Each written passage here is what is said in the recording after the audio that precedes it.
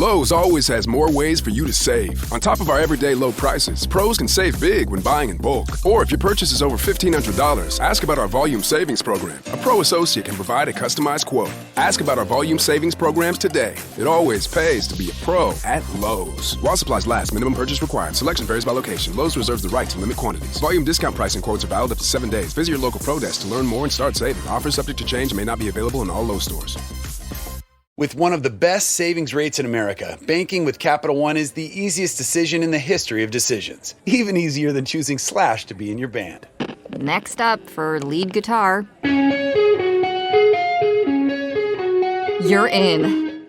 Cool. Yep, even easier than that. And with no fees or minimums on checking and savings accounts, is it even a decision? That's banking reimagined. What's in your wallet? Terms apply. See CapitalOne.com/bank for details. Capital One NA, member FDIC. Ready to celebrate the dude that banished all the snakes from Ireland, allegedly?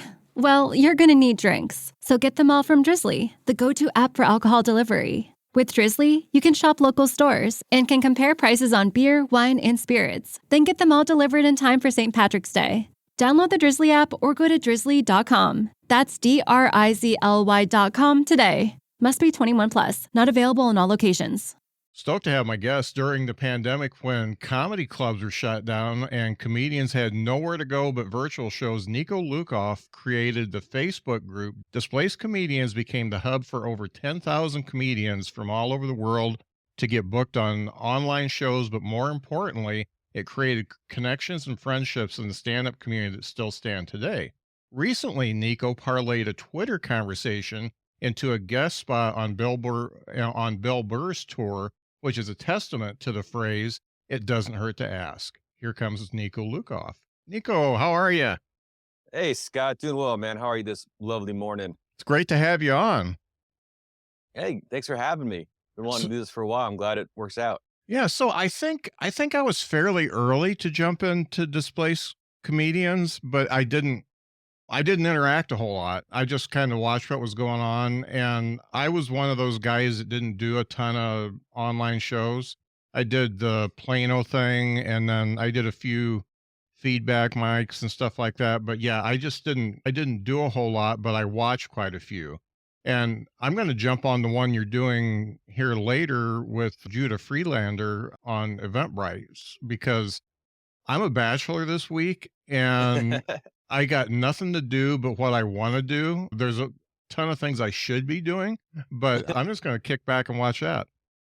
I think you should be doing exactly that, Scott. I think you're doing the perfect thing for a Sunday afternoon to yourself. Yeah, I just need to take some time off. But yeah, I thought Displaced Comedians was really cool, and some of the things has happened there that's kind of happened with this podcast. Can you talk about, first off, what gave you the idea to create it, and then just tell me what's come of it for you and other people and some things that you've heard from other people from it. Yeah, sure. I appreciate it. I appreciate you being a part of it too, and like you said, even not doing some of the shows, because not everybody wants to do a Zoom's weird. Yeah. It's a different thing. So like when I meet people, when it comes up to like, they almost don't want to feel like they're insulting me sometimes. Like, oh no, I didn't do any, because I'm like, dude, relax. Everyone does their thing, And so I had just started doing stand-up about 7 months before the pandemic. I had done about 30 live open mics. I did it while I traveled for my job in sales. I'd never done it in my home comedy scene. I'm in Idaho, so Boise's my scene here. I'd never been a part of that scene though prior to the pandemic. And what just happened was when everything shut down, I just started. So I just got that first hit, I was like, I couldn't stop. I don't know what would have had to explode. Like that wasn't a possibility for me to stop working on this. So it's kind of, I think, a combination of the right timing and some of my naiveness, I think, that kind of led to making this thing.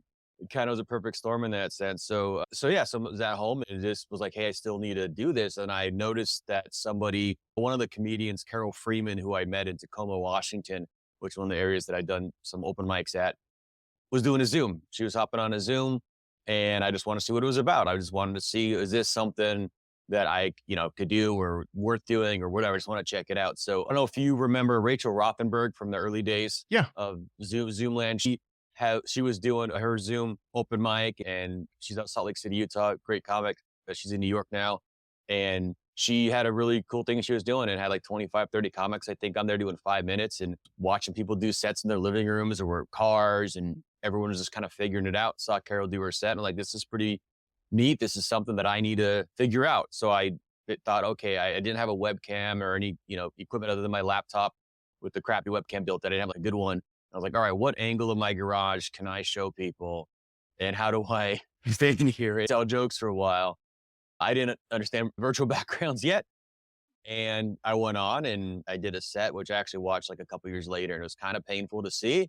But I talked for 5 minutes, and worse things had happened before. I didn't feel like I had I crushed it at some live thing or anything. I got enough to go, okay, this is something. It's definitely not the same thing because no one thinks it is, because it's not.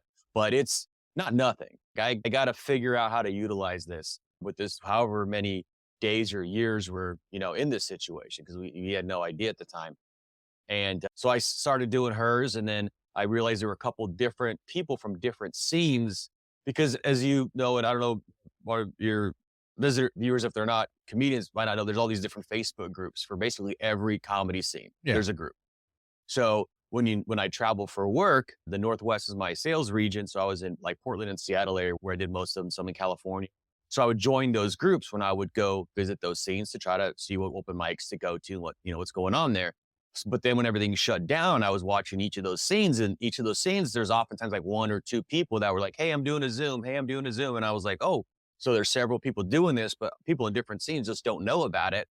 And those people in those scenes are focusing on their friends that are just like, hey, we're doing an open mic now just this way, just because we're not doing it live. It's great.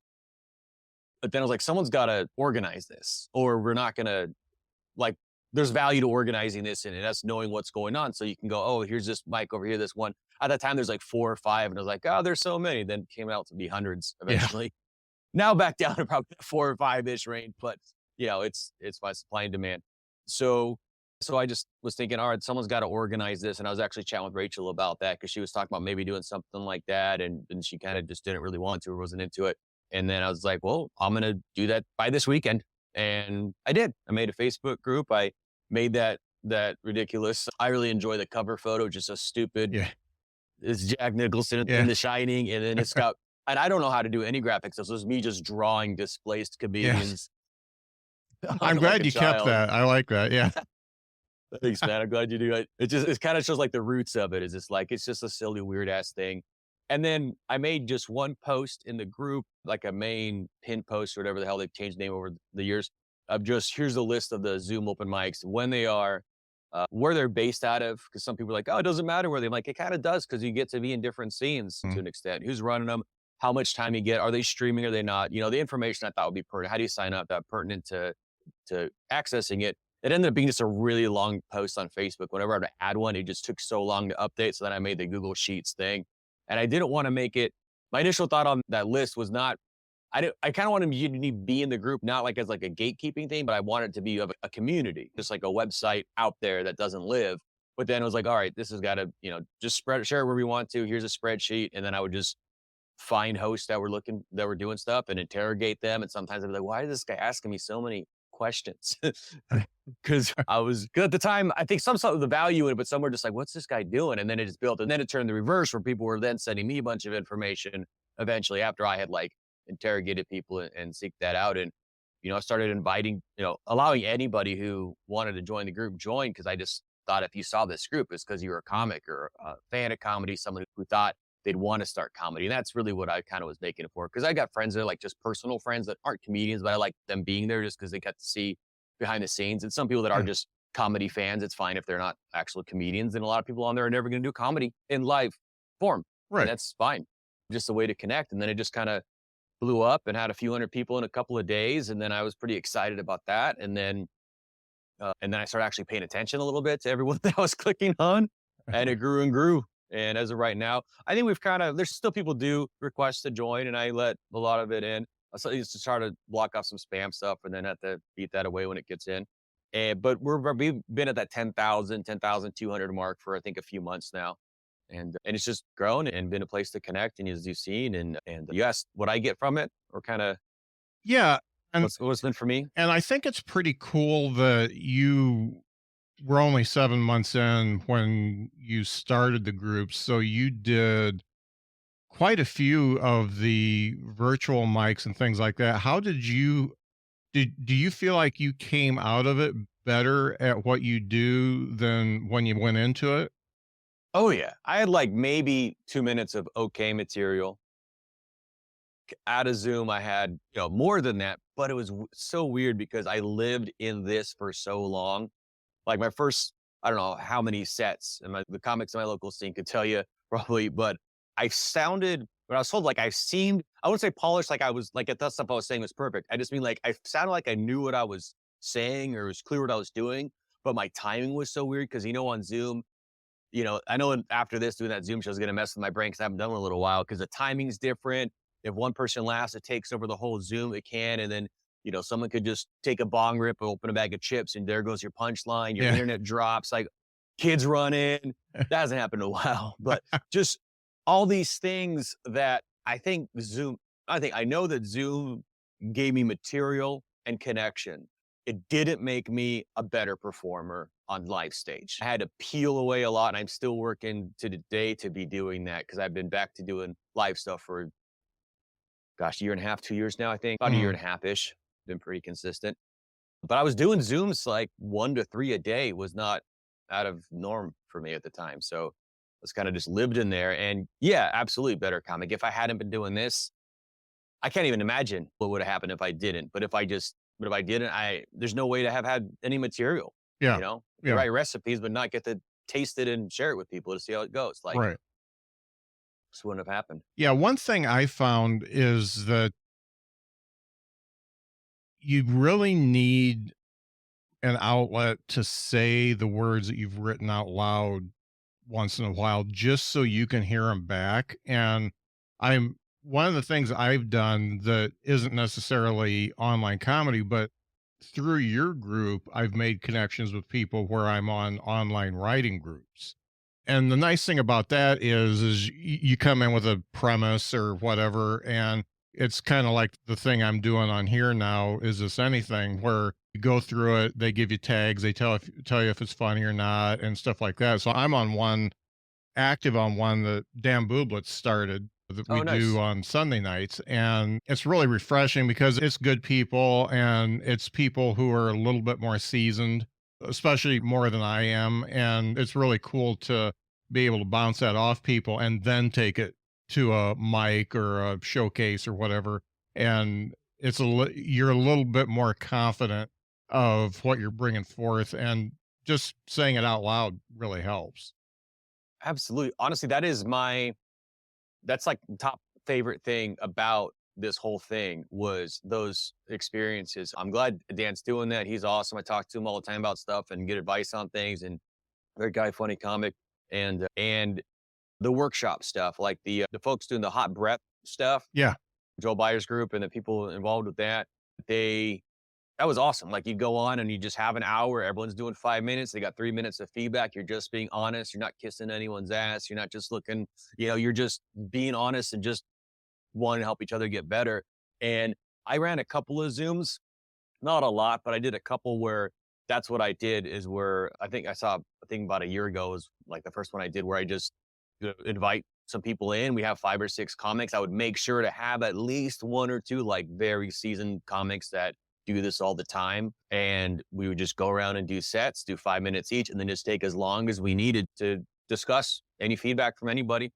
And that's one thing I liked also about doing the mics and the shows is that like right now I have OneNote open on my laptop. It's way easier to do that because when you're at a live show, it's a little more awkward to take a note. You look kind of like an asshole on your phone, Yeah. but I'm like, oh, my friend just said something and something clicked that was different. I have a different perspective than they do. They have a different perspective than me. Like if we're connected, we're helping each other. How much better could we all get if we just helped each other? Yeah. Because Yeah. we're good at coming up with stuff on our own, but we're stuck in our own thing. And then if someone's over here saying something, you might think of something. So in Zoom, I love just noting something down. And then usually those people have, you've communicated with, so it's not just like someone completely random, but sometimes it is like, hey, mind if I throw you a thing? I thought of something during whatever. And they're like, usually they're like, great. And if they're like, no, fuck you or whatever, I'm like, I don't care. And same, if they want to throw me something, obviously I might not use it, but like, it's just how much better can we be? So when you're in that environment, when you're sitting and you're actually focusing, like the ones you're talking about and was talking about too, like that's powerful. And some of the locals here in the scene have talked about doing some workshop stuff. But if we do that, and I'm a part of it anyway, that's the format I want. We actually do it on stage, not just because like right now, I know we're going to talk some bits back and forth, and that's great.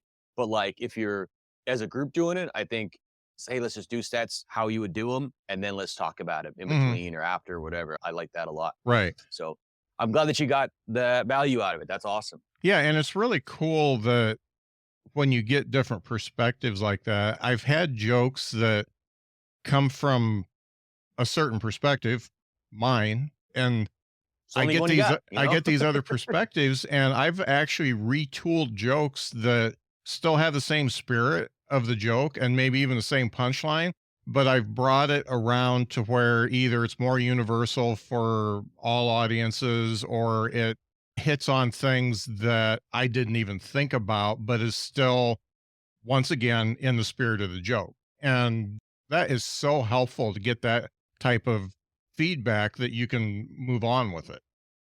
I love that so much. And I had that happen recently where I did a set that I was pretty happy with. I knew it needed some work, and I was chatting with the comic who's doing this, for a decade or longer, whatever, so way longer than me, and just is really good at it. And they watched the video and gave me some honest things. That part of it was like, oh, I wish they were just like, it's so great, of course, but like that doesn't help you grow. But it was like, this stuff was good, whatever. But like these are the things that to think about in perspective that I didn't have at all. Cause like I said, you're you, I'm me, like, we're not going to have someone else's. Yeah. My Right. biggest problem is if I do pop culture references, I'm going back too many years sometimes. Pop culture. Yeah. No, it's Yeah. And like TV shows and stuff like that. Like I've got one where I mention Anson Williams from Happy Days, and I lost almost everybody that was like under the age of 45. And I mean, I watched Nick at Night. I couldn't tell you who that person is. yeah, yes, yeah. And it's etched in my brain. So if I'm doing a show that everybody's 55 plus, I'm totally cool with it. But if it's a mixed audience, no, it's not going to work. Yeah, that's great. And one of the cool things I saw out of Displaced Comedians is that the connections that were made during the pandemic have come over to real life, and people know people now. People know bookers. There's actual business being done because of the connections made on Displaced Comedians, and that's got to make you feel pretty good. It really does. I love, like, so I still travel for work, and I'll go somewhere. Like I did an open mic in near Seattle. I forget the name of the city, I'm blanking on it. But I just did an open mic, like just a standard like bar open mic, with 10 humans in there and a handful of comics and a bartender, which actually that's actually a lot for a real audience. An open mic. And I got off, after the thing, we're all hanging out, and some dude just came up to me and was like, "Hey man, I've been doing your Zooms. I've been on your Zoom stuff." Like we had never met. I had never been on the same Zoom we didn't remember being on the same Zoom, but knew some of the same people who do a lot of the same Zooms. So we had that connection that no one else around us at the moment did. We're like, "Oh my gosh, you saw the thing," but like we weren't. But like the fact that we hadn't connected directly, but did know the same people like very recently, and we're around people who like had no idea about this world, was just so fun to just like meet and hug and take pictures. Like, and then I've met people who I have hung out with and done stuff with, and that's been really cool. So that's the fun emotional side of it. But on business side, I think that's really neat that people have been able to do that. And it's been beneficial to me too.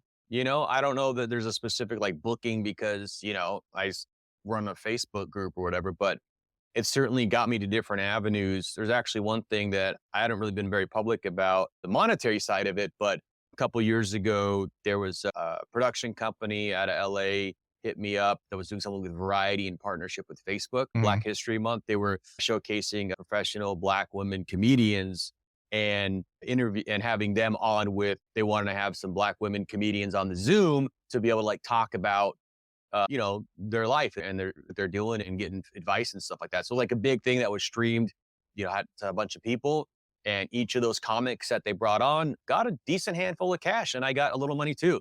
So that was just kind of fun. I was like, oh, sweet. Hey, honey, look, all that time I spent in my garage on the computer, there's some money from that. Yeah. And it was doing something neat, and it was kind of fun. So like connections like that have just been really cool, and I'm very fortunate to be able to be connected with so many neat people all over and work together. And one of the main, things that they talk about in marketing yourself and marketing in general is just when your name is mentioned, that somebody remembers it for something, and, hopefully something good, but, just that name recognition really helps. And, I know you've done that for yourself. And I know a lot of people out of the group have been able to do that as well. That's great. I'm really glad. I got up to a couple open mics when they announced me and they explained displaced comedians or try to. Yeah. And it's always amusing. I love it. I'm not upset about it. It's funny, but then I just go up and I just go. So I started that. So first I want to say sorry, guys. That was all my fault. Yeah, that's great. I want to get into the Bill Burr thing because I read your post about it, but I also read the 2 articles you have on Medium. And I think it's one of those things that it really cements the fact that you don't get anywhere if you don't ask as far as comedy is concerned. So can you go through you don't have to get into the minute details, but then I got a couple of people I want to ask about. But I want to, and before I get into this, I got introduced to a guy and I'm helping him launch his podcast from Boise, Chris Foster. Yeah. Hey, Chris. I don't know if he's watching. Yeah. Awesome. Through you. And he said that you mentioned me at some point and he listened to one of my episodes and liked it. So he sent me a note and he said, yeah, I'm thinking about starting a podcast. And I said, well, I'm starting podcast consulting. So let's get together and talk about it. And so I'm helping him put everything together for that. So I thought that was cool. But back to Bill. So fun. Yeah, it's great. Oh, sorry. Just real quick on that. So I actually I hang out with Chris all the time because we go to the same, mics and shows and stuff. I was there a couple nights ago. He recorded his first episode and I was hanging out with him and the comic who he just interviewed on that episode and was talking about you. And he's all stoked and really appreciates your help and stuff too. So yeah, awesome. Yeah, it's neat to make connections like that. Wouldn't have happened if I didn't know you and the group. So the whole Bill Burr thing, give a synopsis of what happened and how it happened and how you ended up actually getting on stage. So if you read the articles, I'm not great at synopsises, but I will do my best. Yeah. You can give me the long version. I'm not going anywhere. So it started, it was just, I was at an open mic in Boise. We got great open mics. The host and producer, Haley Lenhart-Weiss of Blue City Comedy, was announcing Nathan Scott Ford, very funny comics, doing it for 22 years. Great dude. And he's here in our Boise scene. And she was announcing him just come up at the open mic. And he had mentioned like having a dream that he got to open for Bill Burr or something like that. So she was announcing him, was like, hey, everybody, right now, get your phones out and tweet at Bill Burr and tell him that Nathan Scott Ford, comic Nate Ford, should open for you at, when you come here in December. And she was just like getting kind of amped about it. It was kind of fun. And, a couple of days passed and I had tweeted like 5 times ever. And I don't have like notifications on my phone for Twitter still or anything. I just went on. I was like, oh, I'll just see who did it. But nobody did. I was like, what? You just click. How hard is it to fucking whatever? Yeah. And I get that some people like the thing inside you that goes like, don't ask, you might be a shit or whatever. It just isn't a thing that's ever been inside this. So whatever. And then I just did. I was like, hey, Bill Burr, comic Nate Ford, my friends, is very funny. You should open for you or something, something like that. Opener for you. And he come. And then I was just fucking around. A couple hours later, looked at my phone and he replied. And I was like, what the hell? This is insane. And part of it was like, I'm so new. I'm like, is this normal? Like, is this how it, I'm sure I'm not the only person to ever reach out to a celebrity comedian and get to do something with him, but like, I didn't know what level of like, oh, okay, I guess that's something they do. Like, I don't know. But I guess it's not really as common as I thought. I don't know. But then he replied, and in such Bill Burr fashion, he replied and said, I heard he's a self-promoting cunt. Yeah. And I was like, that's a credit right there to be able to be like, comic Nate Ford, come to the stage, was recently called a self-promoting cunt by Bill Burr on Twitter. Would have been a great credit. But then he replied again and just said, I'll give you 5 up top. And the way on Twitter, how you reply, and it copies both people, I acted, I saw an opportunity. Let's be real. I DM'd him like, so you talk about me too? Cause like we're both in the thing. So I just DM'd, said either way, really appreciate it. So at this point, I think I'm going to go buy a ticket for $100 to go see my friend Nate Ford open, and I'm just going to have an amazing time. I'm so excited. But then I DM'd Bill Burr, and then 9 days he replied. 9 days later, he just wrote, I'll put both of you bums up. Uh-huh. And I was just like, oh, that's so great. I'm so happy. And then I posted about it. And I got nervous because then the venue was like, why are you posting about this? Who says you're on this show? I'm like, oh, don't make anyone mad. Sorry, never mind. Closer to the show, I actually did post about it, tag him. But and then so we're like, okay, we're doing this. This is awesome. We're all excited. But then like a couple months passed. It was 6 months of excitement and fear because I was always so Bill ended up following me on Twitter, which I legit think might have still been an accident and he just doesn't know yet. I don't know. So I was 6 months. I was like, I never really tweet anyway, but I really got to make sure to don't post anything that makes a guy go be like, fuck these guys, you know? And every time I message him, I'm like, at any point, he could just be like, these guys, this isn't worth it. So I'm also like strategizing with Nate sometimes when I'm messaging with them, like, because we want to get the info. I'm like, I can't just go to the show and be like, hey, Bill said, let me in. Like, how do we actually do this? And he's like, I'm going to send you this info. And then that didn't happen for a little while. Then I reached out and then again, and then it went back and forth and then got it all, did the whole thing and got to go do a handful of minutes on stage in front of 9,000 to 10,000 people in Idaho at a place that's mostly does rodeos. Yeah. And meet Bill Burr and watch him. So my material didn't hit how I wanted. It was mixed results. I definitely got good reactions from a lot of people, but it's probably the most divisive stuff I do, a little bit of roasting religion a little bit, and not the demographic necessarily for that, unless you just want to see what happens. And that's what I did. But I got to actually, just meeting and talking with Bill and like watching him perform was incredible. And getting to see Nate go up and kill it. It was just awesome experience. Did you get to experience the whole thing about playing in a large auditorium like that, of the laughs starting from the front and going to the back and getting that feedback? So weird. Yeah. Well, so it was an arena, so it's like just massively tall. And it was, it was weird, the delays. Because part of me going on was like, oh, Zoom trained me for this. For years, I've been talking to just a vast open space and hoping, and having weird timing. But even doing it still, I got off stage, it was like kicking myself out. Next time, I'll do better on the timing. Because even though I knew logically what to do when it was happening, I still paused a little too long between lines just to kind of just how it was all working and in that moment. But yeah, it was weird, kind of like in a weird way of Zoom, because you have just a big vast space where you just can't see shit. Yeah. I mean, a lot of shows you can't see anything, but I didn't have as bright of a light in my face directly as I felt like I do at a normal show. And then just kind of see on the corners in the stands to see people. And then, first, a couple of rows you could see. But other than that, it's just a big open space where you're kind of floating. And honestly, the nerves leading up to that day was way more than actually walking on that stage. Walking on that stage, that was the easiest part of the whole thing. Yeah. Yeah. I was terrified I'm going to drop my mic. I spent all day, I took the day off my day job and was like pacing in the living room. I have a mic in a stand and I'm like rehearsing. I'm like, what if I screw up this line? And, that wasn't any of the issue because I've done that at regular shows, screwed up lines that I've done a million times, but that part wasn't a problem. It was interesting and it was neat. Yeah.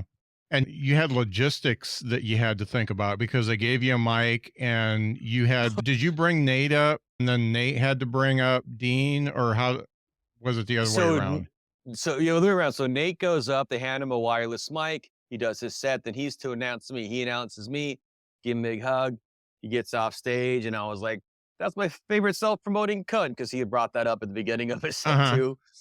And Dean Del Rey's walking on stage, the feature, and I just announced. I was just feeling great, just getting to shout that and just announcing all this energy. I'm walking off stage and I'm like starting to kind of hand it to him. And he's like, "No, I got this." So like 10,000 people see me be like, "Oh, damn it!"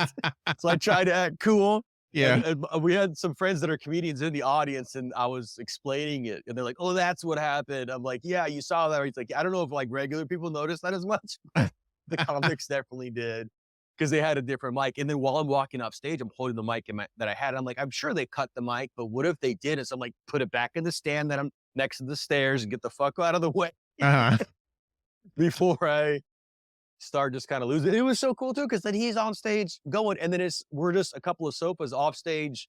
We're on a couple of sofas off stage with a monitor showing the front view of the act, because we're off to the side of the curtain separating us from the audience. And it's just me my buddy Nate and Bill Burr just fucking around on their phones at a show waiting for our thing. Like, it was just like, this is incredible. And then getting to see Bill go up. And it's fun too, because while Dean was up, like we hadn't taken a picture together yet. We had just hung out with Bill before in his dressing room before Nate and I went up.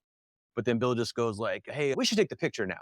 Just because he knew that we wanted to, but didn't want to make it awkward for us. Yeah. And like, it was just so, he was just a class act, man. And I've always been a fan of his. And I'm not just saying this because he let us do this, but just how he acts, like just leveled up even further in my book of just how he is as a person. And yeah, that's cool. Yeah, he's one of those comedians that really like comedy, and it's a testament. He gave you guys a shot, and that's great. This is totally off comedy subject, but can you talk about Club Soda Kenny? Because I know who he is, and I've heard so many great stories about him, just about how he acts and stuff. What was it like? Because he's Bill's manager. So what was it like acting with him? So, the day of, he's the one that emailed us. Actually, so the back and forth about the show, like we got the final, yes, it's happening in our souls 9 days before it. So we're just like freaking out. So he's who we're emailing with. Then he's like, yeah, we'll send you the information, like when to be there, whatever, like a couple days before the show. Then like 5 hours before the show, we get an email, like we're at a park and go. And we're like, all right, now we know where to go. So we're in the dressing room and it's probably, I think it's like right about 8. The show was supposed to start at 8, but of course it started about 8:30. And we're in our dressing room and this tall dude who's obvious, just seems like a tall New York dude with the black jacket on, the Brad Garrett kind of guy, Brad Garrett, or in a way, he just comes in just very solemn, but very, just everything he says has a purpose. Everything he does have a purpose, but he's not being pretentious or aggressive or like putting anybody down in any way. He just comes in. He just like, he knocked on the outside door, the door that was open, knocked again. And we're like, what the fuck?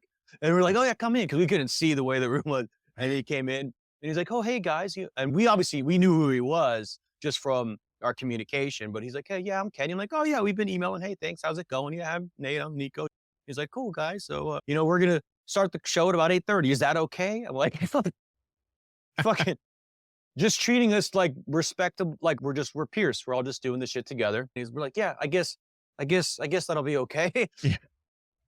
And then he's just, talking about, how we'll bring each other up. And someone had explained a little bit before he, touched on that, how it was working. And then he goes, so I'm just totally chill. He's like, so you guys want to meet Bill? We're like, yeah, I guess that'll be all right. And then he introduced us to him. So he was just chill and nice. And you could just tell that if he's going to do something that's going to be done right, and you're all right with him. And I think also some of that was he's probably just really good at diffusing stressful situations. And here's two guys who have never done this capacity of a thing before, but he probably knew that, getting to, like Nate said, like theaters and stuff, but like for both of us, this was the biggest thing, audience-wise he'd ever done. So just a nice guy. Like we didn't really have a whole lot of communication after that. we're all hanging out in a room talking with Bill and Dean. And eventually at one point Kenny just says, hey, so you guys want to start the show? And we're like, yeah, all right, I guess we can do that. Yeah. And then took us out, and he's the one that took our picture too, and just a good, solid guy. And then I looked up some stuff about him, and him being called Club Soda Kenny and stuff, and I learned more about him, and I'm like, that dude's a badass. Yeah, he is. He is. Yeah. I learned about him. I used to listen to Opie and Anthony all the time on Sirius XM, and he was like a regular on their show, and they would just give him shit just mercilessly. And he took it all, and Progressive presents Adjusting to the Suburbs. I never thought about space in my cramped apartment, but in this house, all I see is empty space. The sofa and ottoman look like tiny islands in a sea of hardwood floors. I could get 2 ottomans in the living room, but then I'd need another sofa. I could tell people I'm into minimalism. Anyway, when you save with Progressive by bundling your home and auto, that's the easy part of adjusting to the suburbs. Progressive Casualty Insurance Company, coverage provided and serviced by affiliates and third-party insurers. 92% of households that join Peloton early in the year are still active a year later. Yeah, it'd be like cycling to EDM. Not just EDM. Try cycling to Broadway hits, take a scenic hike in Iceland on our treadmill, or row to some 80s jams. Because I have so much free time. Whether you have 30 minutes or just 5, Peloton can fit any schedule. 92% stick with it. So can you. Try Peloton tread, row, or bikes risk-free with a 30-day home trial. New members only. Not available in remote locations. See additional terms at onepeloton.com/home-trial. Rarely like would fight back or anything like that. But he knows what he is, and that's it. And he's probably one of those guys that could break either one of them in half at any point he wanted to, but he knows he doesn't have to. And I've always thought he's a cool guy. Yeah, like a guy who doesn't have to say what he is, just that much more powerful too. Yeah, yeah. That's a good dude. Was this your first time to watch Dean Del Rey perform? Yeah, I never met him. I never seen him before. I do, like a lot of people since then have pointed out some stuff that he's done. Yeah. But yeah, no first thing, anything with him or of him. Yeah, I love that guy. He used to work with Mark Maron quite a bit. Yeah, I heard they do a podcast together. Yeah, and I watched, it was in Grand Rapids, I think, Michigan. I went to see him, and he opened for Maron. And I just think he's great, very underrated. So, man, he was fantastic. So you've had this stuff happen, and you've been pretty serious about comedy before that. How did getting on and opening for Bill Burr, how did that change your outlook on comedy? And what kind of goals do you have coming out of that? These are great questions. It's funny going in, I was like, all right, going in, I'm either going to retire afterward, just be like, that was it. That was fun. I had a good time. Because like I've got a real job, and honestly, do I think I'm ever going to be full-time professional comedian and not have? Probably not. I got married, got 3 kids. I have, I'm not going out there taking big financial risks, but I'm also having a lot of fun and figuring out ways to kind of put these things together. So after that, I mean, it's been neat, obviously, being able to talk about it, and then people know about it. I've been posting about it. As far as like professionally, I don't know how much it's changed what I want to do, but it just kind of opened my eyes up for what could be potentially. Like, does that mean I think I'm gonna headline that venue someday? I have no idea. Most statistically, not gonna happen. But am I gonna try to get up again on somewhere like that? Yeah. And have I tweeted at some people on behalf of a couple of people, not for me to get up, because places that I couldn't even get to, because why not? Yeah. With the consent of those people that I'd be, communicating about. Yeah. Because, I swung the first time and I hit it. So I know it can happen. And if I hadn't hit, then I might not be swinging somebody. And every swing after that might be a miss. Every single one. I never tweet at somebody who gives somebody a spot ever again. That's very possible. Yeah. But more recently, the bit that I was working on there, that kind of turned into a thing where like, this needs to be some merch on this. So I'm thinking more about the business side and how I can help finance. Because some of those, shows that you drive several hours to don't pay enough to do the gas and the hotel and the whatever. But might still want to do it, and ways to supplement that. And I've always just been entrepreneurial since I was a kid. I've always been a salesperson and been doing something business-wise. And, run businesses that did ship things, small items, but this is just a little bit different. Yeah. And realizing, hey, the business side kind of is, selling tickets and whatever, but selling merch, selling booze. And it's in the way of being the entertainer that night. So if I can, bring some merch with me and make some money on that and kind of justify that trip a little more and have some experience, I don't know where it's going to go. Mm-hmm. I do think I am going to be able to headline at some point. I'm not saying like theater wise, like normal humans, they hear headline, they might think like opening and being someone that everybody knows. That just means doing 45 to 60 at some venues and being able to actually do it and have a good time and do it successfully. Yeah. And actually just a couple months ago, I finally decided to myself, or told myself, that I was going to do that at some point. I had never even thought about it really. I just thought I was just going to have fun, see what I can do 10, 15 here and there, just try to get really good and have a lot of fun. So just trying to balance both those things. And if it pays for the trips to do comedy and maybe a little more for my household, and that's awesome. Yeah. Yeah.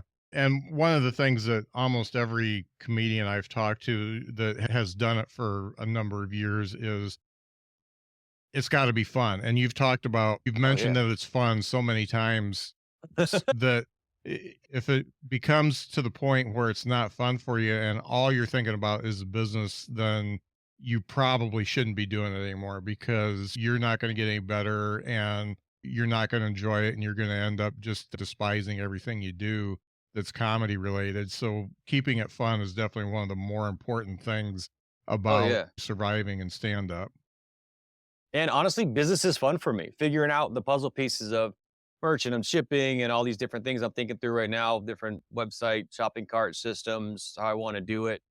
And it sounds boring, but it's exciting to me. Yeah. So I think if I can get that part of my joy from that and still be able to work on just the comedy itself, it's great. Because when I travel for work, I don't travel as much as I used to for work. But when I did, about every other week, I might be gone for 3 to 4 nights. I could sit in my room watching Netflix, or just go out and talk to strangers and try to have fun and make people laugh. And I'm very extroverted on and off stage. So it feeds me. That's great. That's great. Well, I really respect what you did, both with Displaced Comedians and the fact that you just parlayed your way into a opening spot for Bill Burr. I think that's great. And that's one thing. So being in sales, I'll say that I've been in sales for most of my life as well. And being in sales, I think, gives you a little bit of a leg up in comedy, because it makes you not afraid to ask, because a lot of comics are very artsy. They're very introverted, and they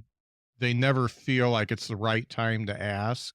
And the funny thing is, in sales, you got to get like 100 no's or whatever to get a yes or to do that. So we don't care how many people we ask. And we know that the person that says no isn't going to make us feel, they don't think about us after saying no. So you could go back to that same person 6 months later and then they'll say yes, because it's the right time and the right place. But yeah, sales definitely, I guess it gives you a thicker skin about stuff like that. And the no's don't mean as much, and the yeses are fine, but you got to get to the next one too. Yeah. So I'm glad you said it's interesting, because I'll reach out. So I'm going to Portland next month, and it's been neat because every show I've done there in the last I've been there several times last year, and every time I go, I'm on different shows, different people. A lot of times on the comics on that lineup is producing a different show. So it's just next time, hey, but the producers that haven't seen me in a while, or even if that comic hasn't seen me in a while, I'll shoot them a clip or whatever. And then if I get turned down, would I like for them to say, yeah, sure. But guess what? In 6 months, I'm going to be a better comedian. Send you another clip and say, hey, coming through again on this date, just checking to see if I might be whatever. I'd rather be told yes, sure. But it's kind of like sales, asking for the sales, kind of like I was reading, kind of like it's the punchline. It's the most exciting part till you've done all the work. Yeah. And it's like, this is going to work, or this is going to do it, or it's not right now. You'll get this sale, we place this order for you, blah, blah, blah, whatever.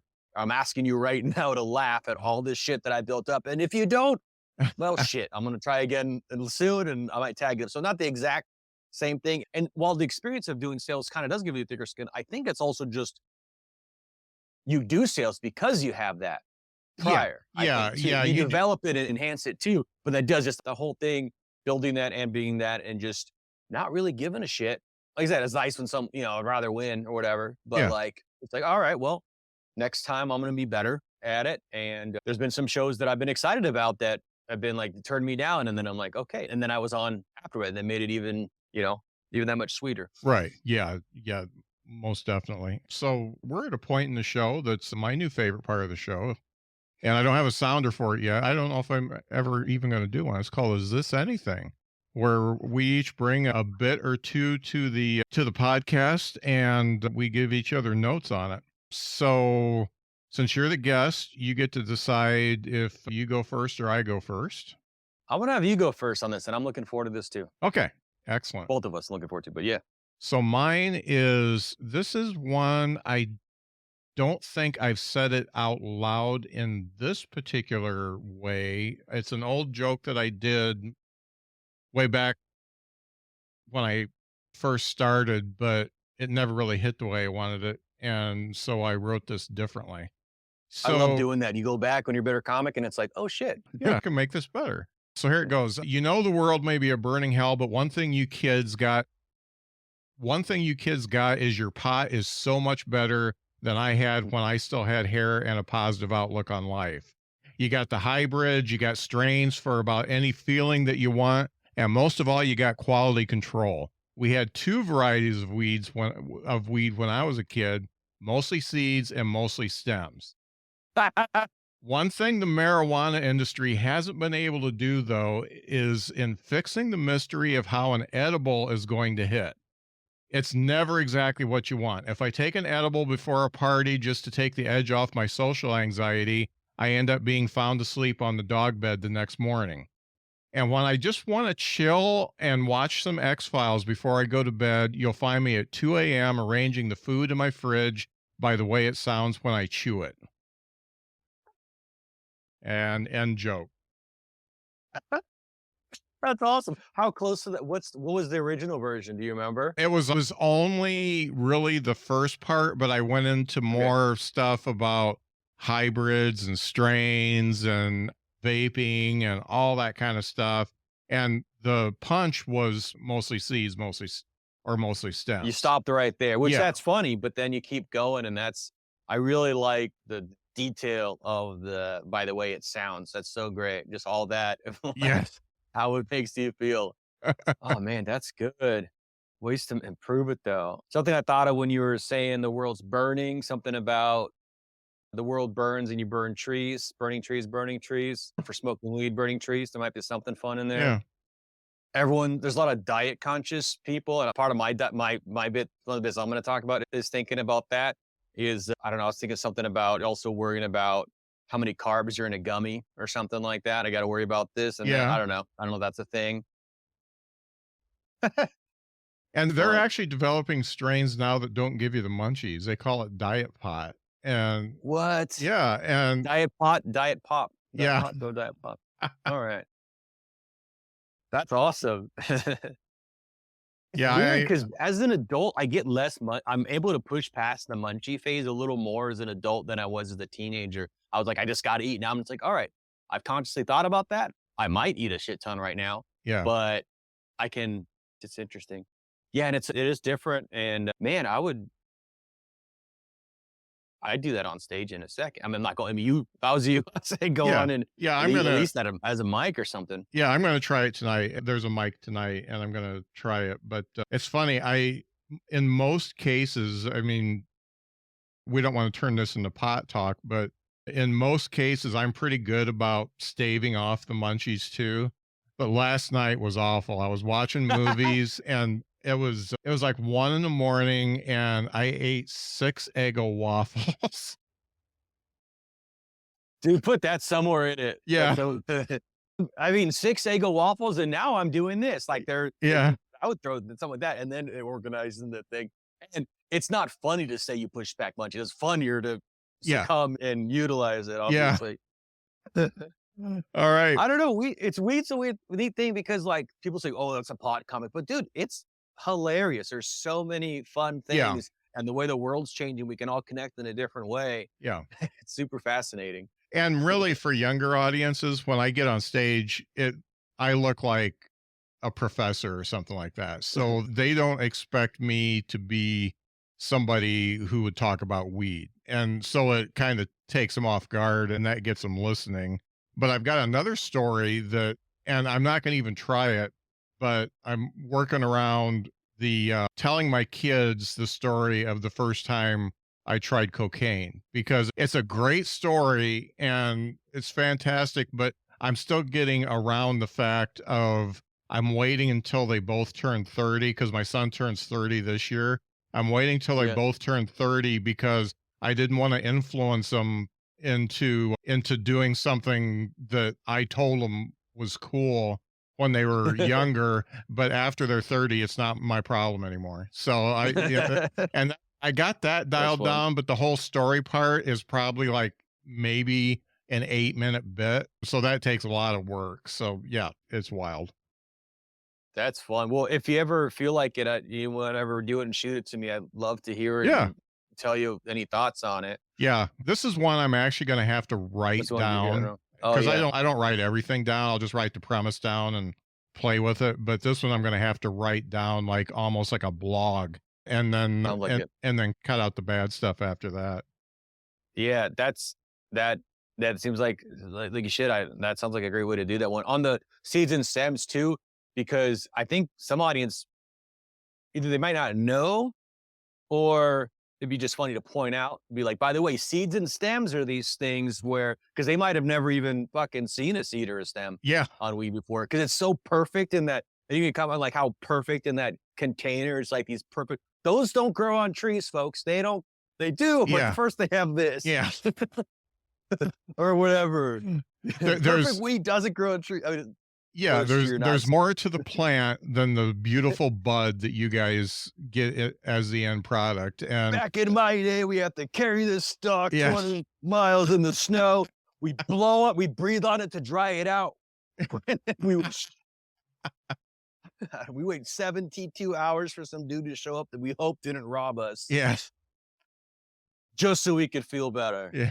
You little bastards having luck. Having good. Oh man. Yeah, I could add a shit ton to that because I had a lot of Oh, weird yeah. experiences. So yeah. Excellent. Okay, it's your turn, bud. And you said All that right. you might bring a couple, and that's totally cool. I'm not going anywhere. Yeah. So the one that is a little more further through that I've been doing, that I've been doing a bit, I can do a shorter version of it here, but just thinking of just different ways to go with it.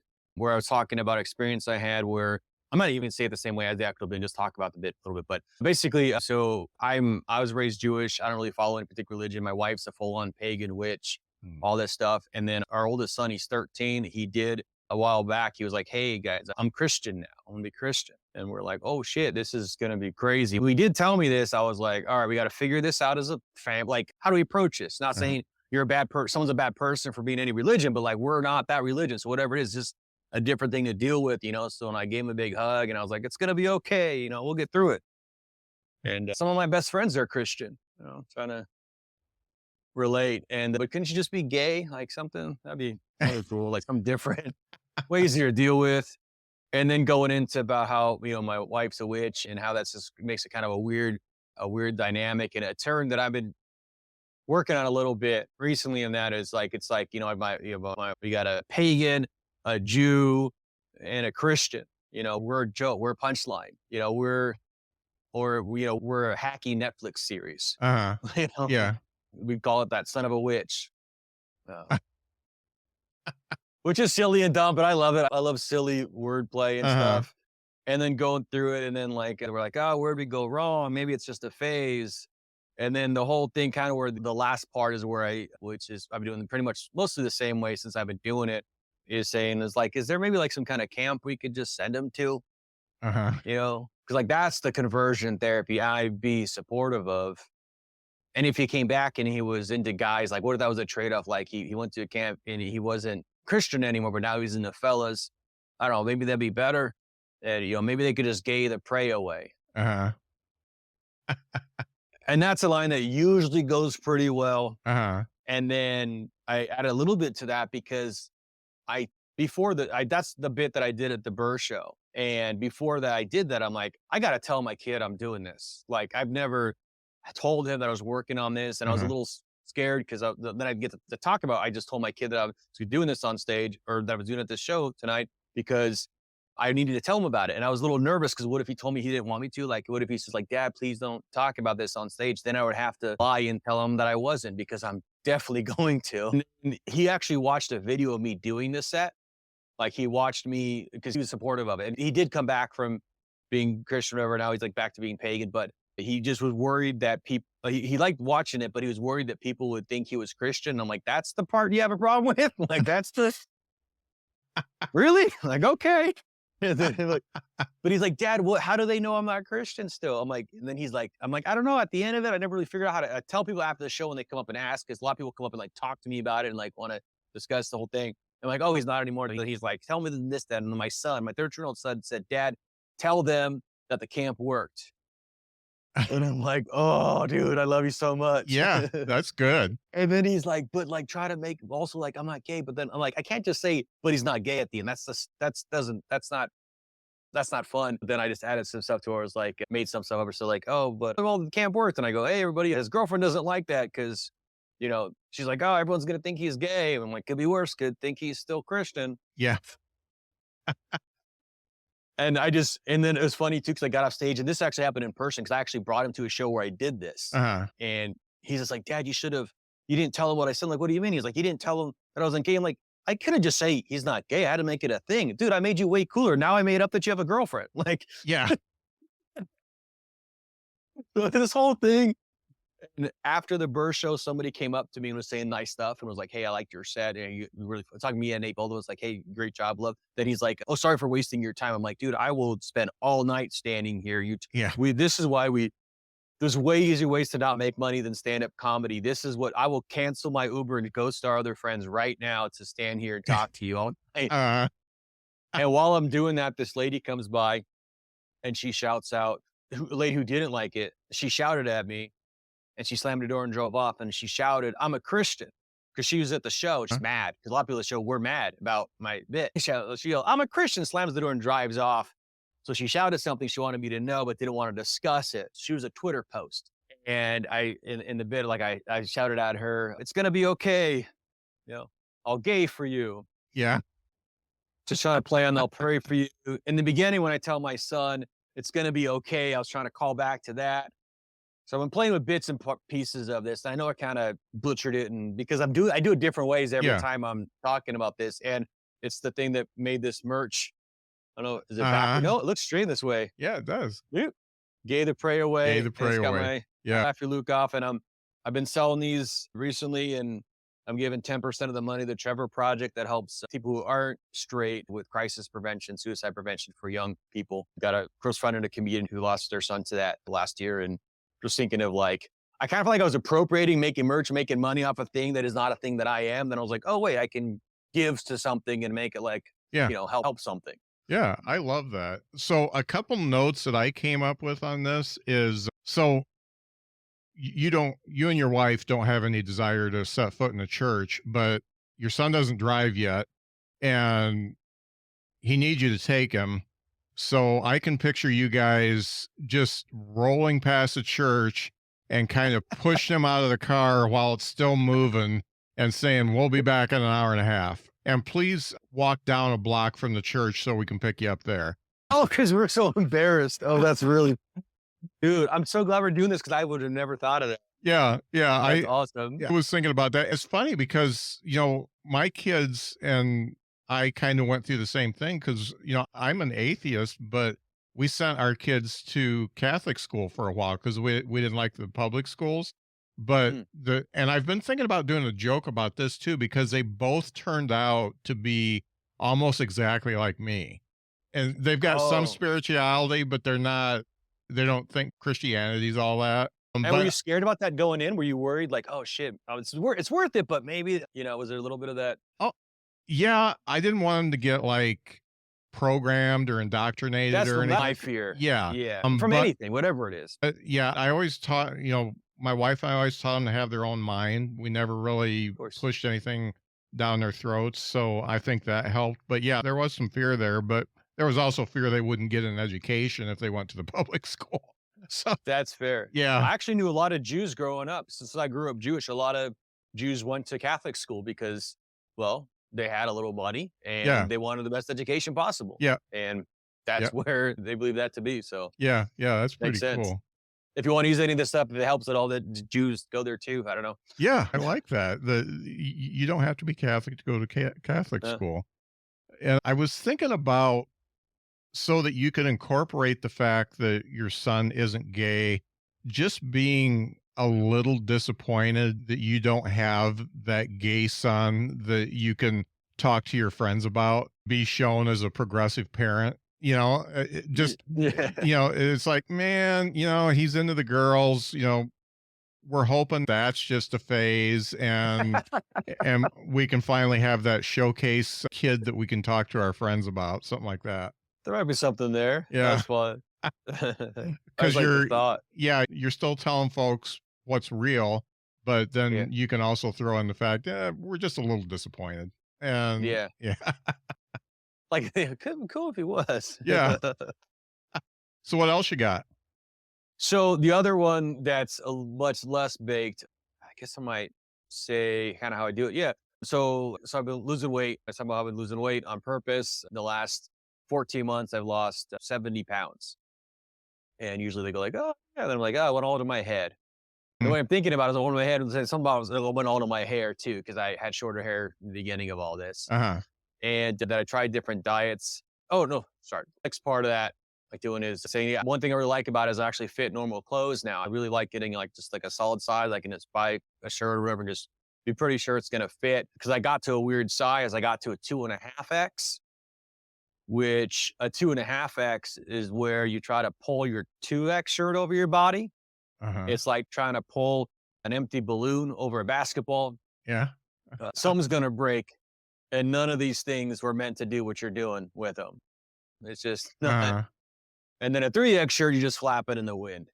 So that's nice. And different diets. I started out looking at, like, I did Weight Watchers for a bit, which was neat because they give you points based on your weight and all these things. And you eat the food, eat points like a fat man, Pac-Man. You eat those points and you succeed. You win the level, you lose weight, but then they give you less points like some bullshit golf diet. I don't think that's the exact term there, but like there's something there in that where I'm like, this is stupid. I get less points now. Uh-huh. And then I was doing keto, but you got to track so much stuff. You got to track your ketos. Oh, sorry, you got to track your carbs, your macros, your metachlorians. And I'm like, oh, that's where I try to figure out what my nerds are at. Yeah, it was a trap. Uh-huh. But then I just did this thing where I just stopped eating carbs. Like that's what I did. Basically what I did is if I saw a loaf of bread, I just wouldn't eat it.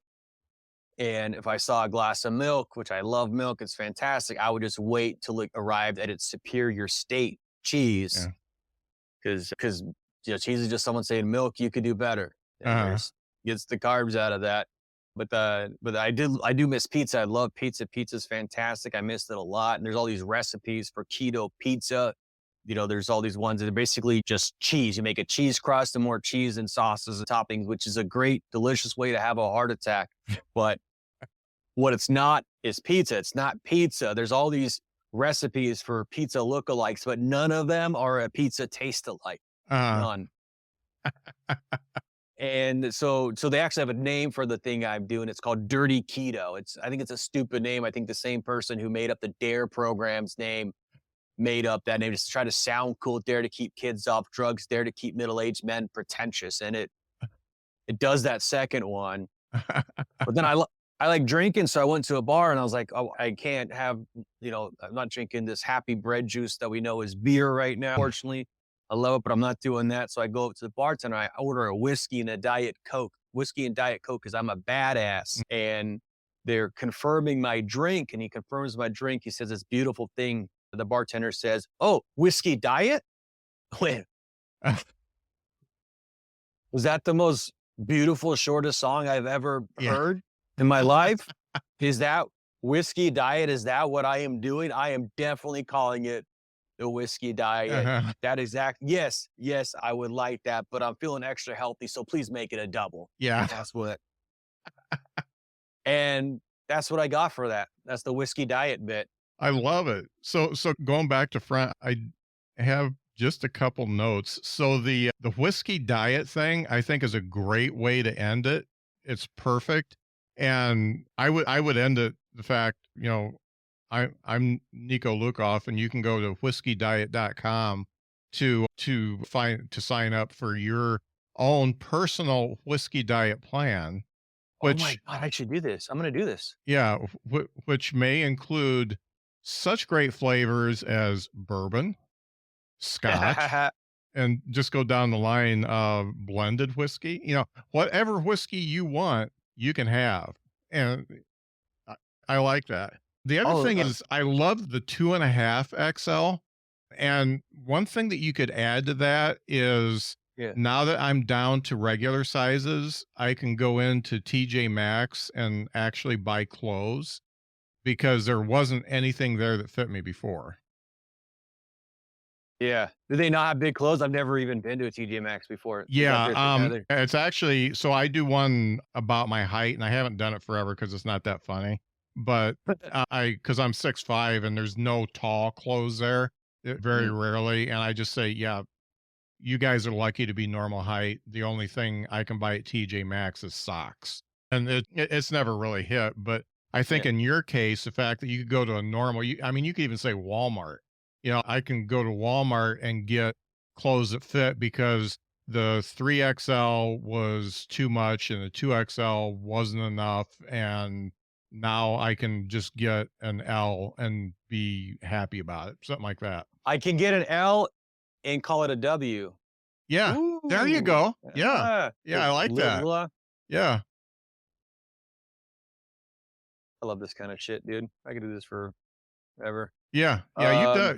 That definitely has legs. You just have to, I can't tell you how to put it all together so that you've got tags throughout, but that's part of just doing it. Yeah. Yeah. And I've done it a couple of times, always a couple times little different. And that is actually, I think I'm going to do that on the website thing, because that is a merch item that I'm planning on. My next merch design is a shirt that says whiskey diet and has like a glass of whiskey or something on it. Yeah. I think that'd be fun. Yeah, I like it. Yeah, that's definitely got legs. And if you didn't do it, I'd probably steal it from you because I do whiskey and diet too. So. Nice. I was worried because I'm like, has anybody talked about that? Like, because I usually don't do stuff that that I'm worried that someone's talked about, because I'm usually talking about a specific experience that isn't a super normal experience. It's probably among the most relatable things because everyone's tried to diet or had a thing or whatever. Yeah. So I'm excited to keep playing with it and do it at a show in Portland where it's at a place called the Bourbon Lounge and they have like liquor sponsors on the show. Yeah. So I'm looking forward to playing with it there. Yeah, that's great because you have that drink in your hand and you can do a visual. Yeah, you can do a visual as you do it. That's fantastic. Yeah. Well, this has been a fun talk. I know you got a comedy show to get ready for that I'm going to be in the audience. But where can the folks find you online and all that good stuff? I think so. Laugh Your Lukoff. Let's see on the thing there. .com is my website right now. It's just a Linktree page with links to just socials and stuff. Basically, I'm Laugh Your Lukoff, Twitter, Instagram, Facebook, all the places. If you're a comedian or an aspiring comedian or just a comedy fan that would like to see a little behind the scenes of a bunch of weirdos on the internet, join Displaced Comedians.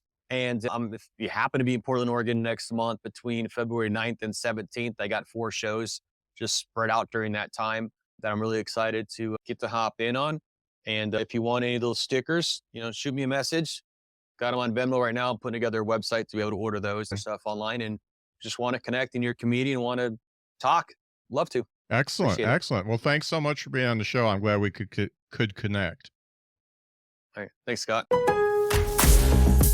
As a Lowe's MVP's Pro Rewards member, get reliable GE appliances for your properties and save while doing it. Right now, take advantage of Bonus Points Rewards, where you can earn 1 bonus point on every $1 spent on the GE laundry pair. Perfect for any contractor or job, this laundry pair is affordable and built to last. Head to your local Lowe's or visit Lowe's.com to save big on GE appliances. Bonus points calculated before taxes and fees after applicable discounts, if any. Valid 3/4/3/19, subject to change. With one of the best savings rates in America, banking with Capital One is the easiest decision in the history of decisions. Even easier than choosing Slash to be in your band.